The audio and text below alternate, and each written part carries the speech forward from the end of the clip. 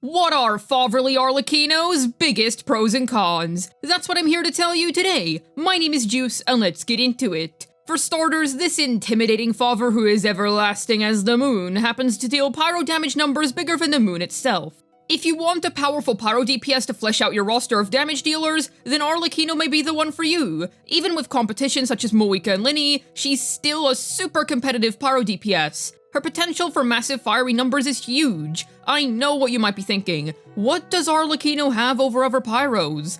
Well, fantastic ease of use is one thing. You can be a complete new player that has no prior knowledge of anything regarding the game, yet still find success with her. Her general gameplay loop is very simple, even with all of that Bond of Life stuff thrown on top. Other Pyro main DPSs such as Linny are much harder to operate than her. Sure, he's able to deal damage that's essentially on the same level as Arlecchino and his best vape teams, but his dad is able to achieve those numbers far more easily. So if you want an easier time, then perhaps this intimidating diplomat is the one for you. Sure, Moika has ease of use as well, however, she also has Nightsoul-based restrictions in her kit. We'll touch on that more a little later, but for now, know that Arla's damage 100% keeps up with the current meta while still having viable reasons as to why you would want to choose her over the others. Thing is, sure, the Exalted Pyro Archon may indeed deal more damage than her, but with that being said, that doesn't suddenly mean that Arlecchino does zero damage.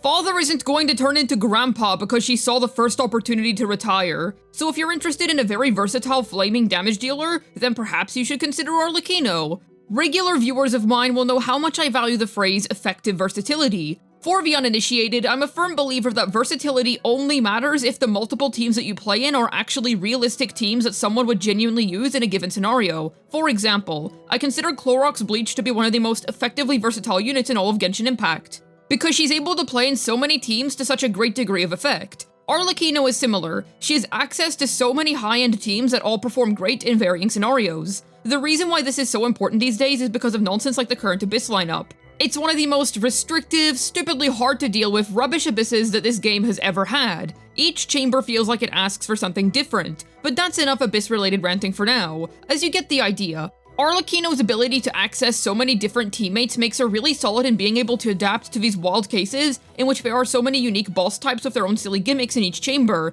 Because she's able to work in so many differing archetypes, it's very difficult to truly counter her. For example, whilst Lolly, Melt, and Vape may indeed be your best in slot team setups, you can even consider playing her in something like Emily Burning if you'd like to save your Hydra supports for the other half, or you can even consider using Kazuha with her to save Shilonen for the other half. That's not even mentioning some of the more niche picks, such as Arlecchino Overload or Mono Pyro. Plenty of picks for you to choose from. So much nice quality of life here. For example, the Aeon Blight Drake in 1232. You can stick Yolan in her team very easily to deal with it. The Tenebris Papilla, run a Mono Pyro team featuring Father, Bennett, Moika, and Shilonen. Then you'll be good to go in terms of whittling down its Nightsoul-based shield. This makes it super easy for this Lady of the Bale Moon bloodline to adapt to accounts that are at any stage too, as no matter what your character roster looks like, you'll very easily be able to put together a good team for her. So this makes Arla a super good pull for new players that are just coming into the game. If you downloaded for Arlecchino specifically, then allow me to be the first to tell you this: you're based. I'd also like to touch on how a C2 plus Lady Farina is splendid in her teams as well. Sure, at C0 you generally don't want to pair those two together due to Bond of Life mechanics actively working against healers which generate fanfare, but even considering the raising difficulty of the Abyss, C2 plus Farina paired alongside with that figure in her nightmares is still a strong enough combo to clear fast enough to the point where you won't even notice any major gameplay drawbacks. Neat.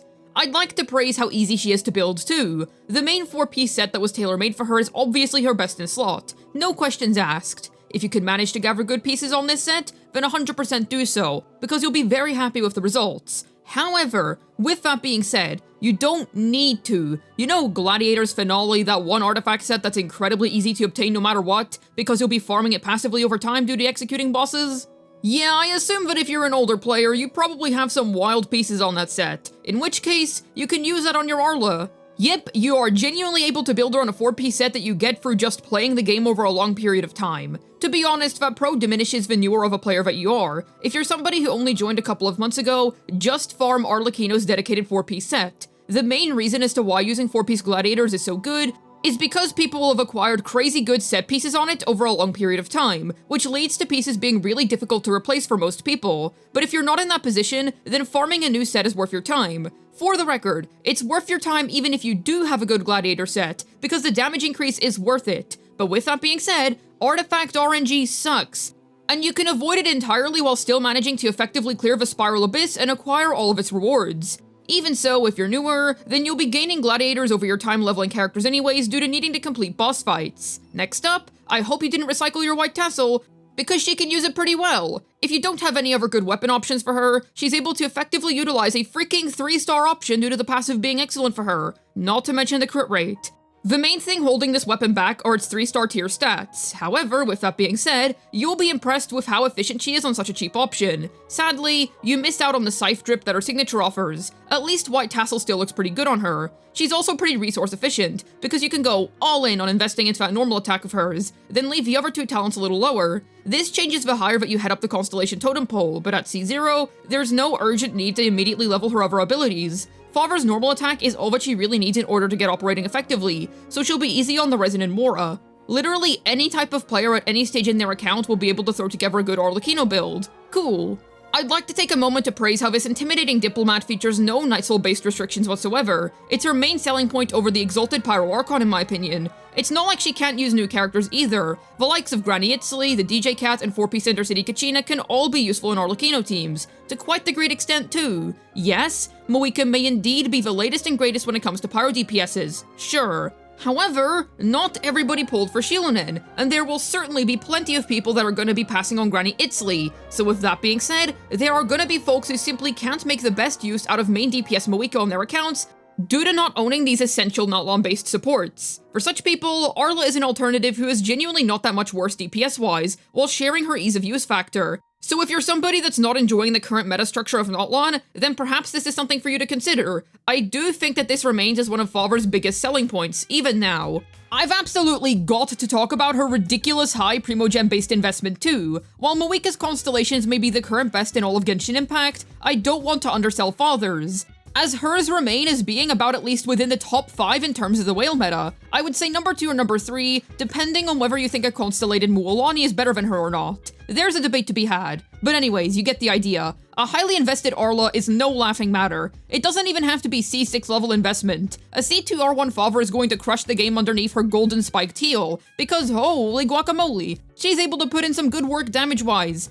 Even her main dedicated signature weapon is a huge step up from her other 5-star options, due to how specific the Bond of Life-based weapon passive is. Her Primogem-based upgrades are super worth your time, so if you're somebody who pulled for Arla on her first banner and are thinking of investing some more, then now's not a bad time to consider dropping some more Primos on her, because her damage is already really good, so improving upon it more will only further future-proof her. There is honestly only one major con that I can think of in regards to Father. Sure, she is Bond of Life-based nonsense, but to me that's not a con because it hardly interferes with her gameplay negatively. She literally has a huge self-heal within her kit too, which you can straight up just avoid using if you're fine enough at dodging, and I find that you can force a Farina synergy with her if you really want to, because the huge vape numbers simply get the job done for you really quickly. So really, her one true issue? The fact that we are spoiled for choice in terms of Pyro DPS units.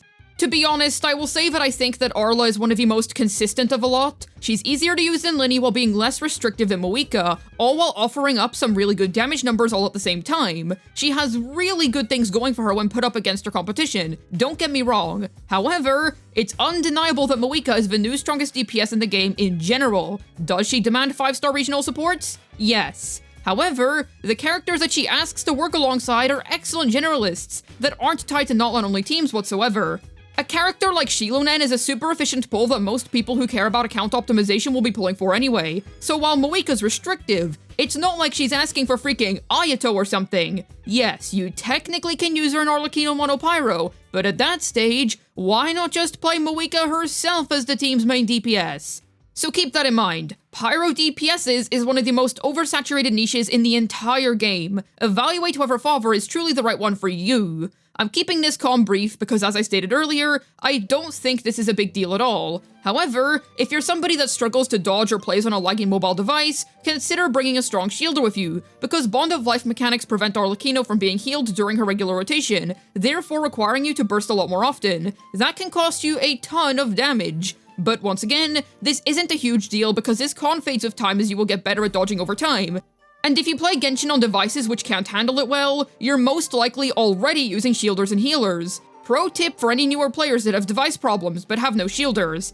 Pick Lanyon from this year's Lantern Rite. She'll completely cover for you in that department. Even with Moeka being out, I still think that Arlecchino has her positive values. She's simply too darn flexible to immediately turn useless, and the Pyro Archon's Nightsoul nonsense is going to be a big turnoff for many players in my opinion. Favre will always remain as a super versatile pick, and I hope that Hoya will have the common sense to pause making Pyro DPSes for a while after rerunning all 3 of the S-tier Pyros back to back. Linny in 5.2, then both Moeka and Linny's dad in 5.3. Plus, her drip is immaculate, so how can you not love her? Definitely let me know about your thoughts on Orla down below. Will you be pulling for her this time around, or is it a total skip? I'd love to hear your thoughts. As always, I have a ZZZ second channel. Head on over and subscribe if you're interested in some fun, silly ZZZ content. On that note, 1.5 looks amazing by the way. Hopefully this video was able to tell you Favre's biggest pros and cons. This has been Juice, signing out, and I guess that you could say that since this is Arlecchino's first rerun, Favre's finally back with the milk. Yes, I am the true epitome of hilarity.